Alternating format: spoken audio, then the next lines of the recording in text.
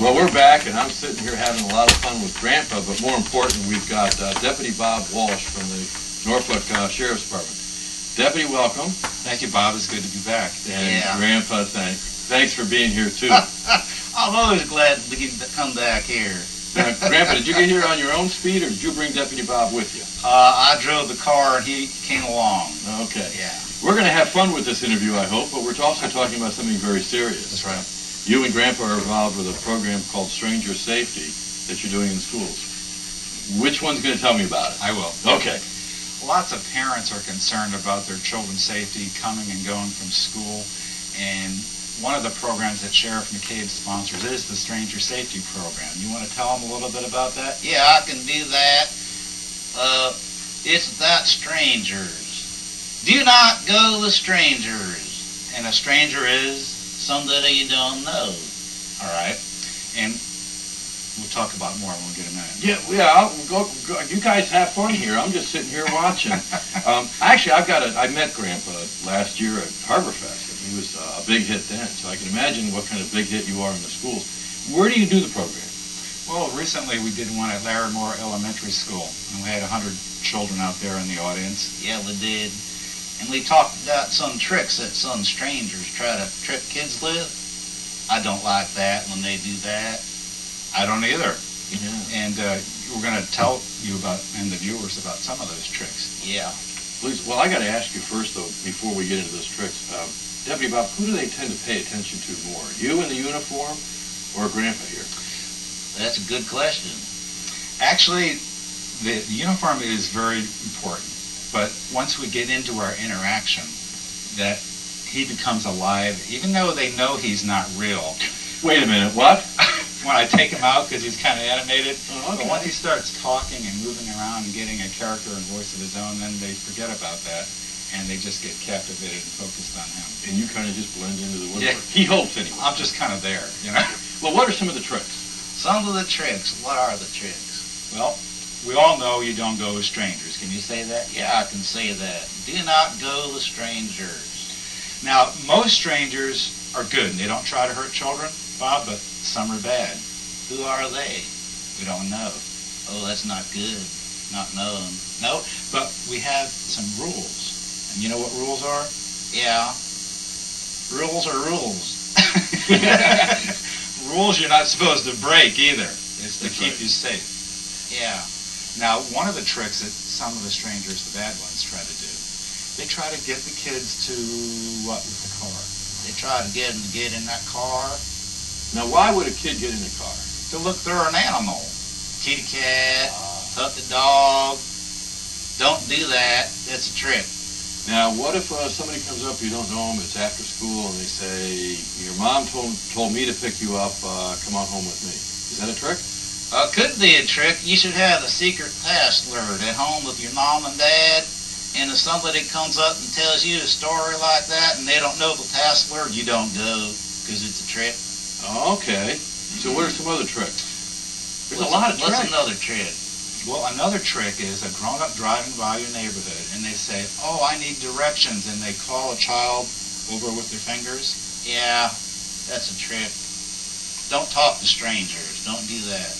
But wait a minute, Grandpa. What does a child do if somebody really needs directions? What if the grown-up really needs directions? Tough love. No, that's not the right answer. Well, what do they do? A grown-up should always ask another grown-up for directions. Oh, not a child? No, because it could be a trick. I got that. Now, playing with a buddy is a good idea, right? Should you take a buddy with you? What about that? You should always play a little buddy. Who's a buddy? Oh, that's not buddy. You got some other buddies, too, don't you, that are at home now? I do at home. I got Matthew and N.A. Joe and Jeremiah. They're not the buddies. Now, do they help you do the stranger program? When I get a sore throat to do. Ah. Yeah, see, when I can't talk, they talk. So you like to kind of steal the show, Grandpa?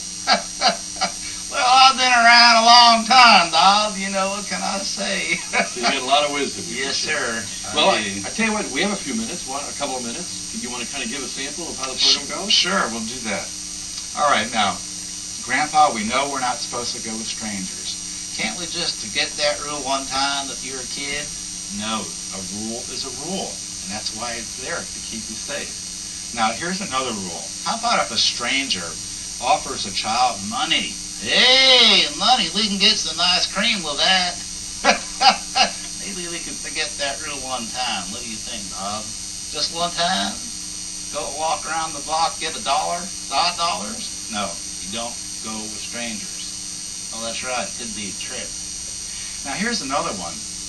In the wake of the terrorist programs and activities that have been going around, and we're trying to be good citizens, what would a child do, Grandpa, if he sees somebody set down a bag, box, or briefcase on the school grounds or in another public building? What would they do? I know what I'd do. I'd look inside it. No, that's the wrong answer. What should I do? If you tell the children to get a grown-up to look at it. Oh, get a grown-up to look at it. How come? Because there could be something in there that could hurt them. It might be a bomb or a firecracker. Oh, so you got to get somebody that you can trust, like a grown-up, to look at it, like your teacher. Right. Wow, I can see how compelling that is. I'm just sitting over here watching. How does somebody find out about the kind of program that you can put on? I mean, can I just schedule it from the teacher? Well, a lot of the PE teachers and the character ed teachers call me. My number is 441-1066. Yep, you got email, too. Gramps Yeah. has email? Sure do. I'm on the website, too.